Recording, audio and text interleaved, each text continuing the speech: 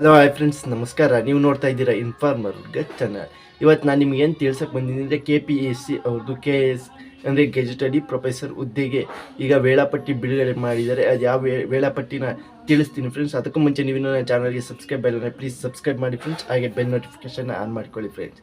ಏನಂತೇಳಂದರೆ ಇಷ್ಟು ದಿನ ನೀವು ಕಾಯ್ತಾ ಇದ್ರಿ ಇನ್ನು ಮುಂದೆ ಹೋಗುತ್ತಾ ಅಂತೇಳಿ. ಆದರೆ ಈಗ ಒಂದು ವೇಳಾಪಟ್ಟಿಯನ್ನು ಬಿಡುಗಡೆ ಮಾಡಿದ್ದಾರೆ.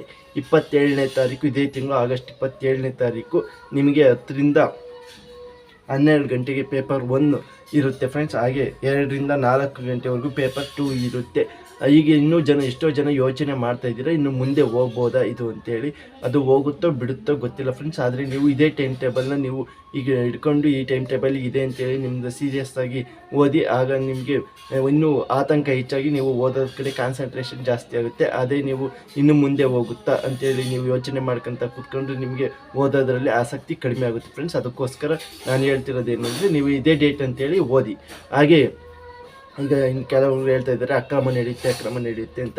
ನಾವು ನೋಡಿಲ್ಲ, ನೀವು ನೋಡಿಲ್ಲ ಅಕ್ರಮ ನಡೆಯೋದನ್ನು. ಅಕ್ರಮ ನಡೆದ್ರೆ ಈ ಸರ್ಕಾರ ಈಗ ಭಾಳ ಸ್ಟ್ರಿಕ್ಟ್ ಆಗಿದೆ, ರೂಲ್ಸು ಸಹ ಸ್ಟ್ರಿಕ್ಟ್ ಆಗಿದೆ. ಅಲ್ಲಿ ತಗೋಬೇಕಾದಂಥ ಆ್ಯಕ್ಷನ್ ತಗೊತಾರೆ. ಅದನ್ನು ಬಿಟ್ಟು ನೀವು ಅದ್ರ ಬಗ್ಗೆ ಯೋಚನೆ ಮಾಡೋಕ್ಕಿಂತ ನೀವು ಓದೋ ಕಡೆ ಮಾತ್ರ ಕಾನ್ಸಂಟ್ರೇಷನ್ ಮಾಡೋದನ್ನು ಯೋಚನೆ ಮಾಡಿ ಫ್ರೆಂಡ್ಸ್. ಹಾಗೆ ಇನ್ನು ಮುಂದೆ ಹೋಗುತ್ತೆ, ಯಾಕೆಂದರೆ ವೀಕ್ ಡೇಸ್ ಮಾಡಬೇಕಾಗಿತ್ತು, ಇದು ರಜೆ ಇಲ್ಲಿದ್ದ ದಿನ ಮಾಡ್ತಾಯಿದ್ದಾರೆ ಅಂತೇಳಿ ಯೋಚನೆ ಮಾಡಿದ್ರೆ ನೀವು ಯಾವಾಗಲೂ ಹಲವು ಬಾರಿ ನೀವು ಪೋಸ್ಟ್ಪೋನ್ ಆಗ್ತಾ ಹೋದರೆ ನಿಮಗೆ ಲಾಸ್ ಆಗೋದು. ಯಾಕೆ ಅಂತೇಳಿದ್ರೆ ಇಲ್ಲಿ ಪೇಪರ್ ಲೀಕ್ ಆಗೋಂಥ ಚಾನ್ಸಸ್ ಇದೆ. ಅಲ್ಲೇ ಪೇಪರ್ ರೆಡಿ ಆಗಿದೆ, ಅದಕ್ಕೋಸ್ಕರ ಪೇಪರ್ ಲೀಕ್ ಆಗೋ ಚಾನ್ಸಸ್ ಇರುತ್ತೆ. ಅದಕ್ಕೋಸ್ಕರನಾದರೂ ನೀವು ಡೇಟ್ ಪೋಸ್ಟ್ಪೋನ್ ಆಗೋದು ಬೇಡ ಅಂತೇಳಿ ನನ್ನ ಅನಿಸಿಕೆ. ಆಗದಂಗೆ ನಿಮ್ಗೆ ಇದೇ ಡೇಟಿಗೆ ಎಕ್ಸಾಮ್ ನಡೆದ್ರೆ ಒಳ್ಳೆಯದು.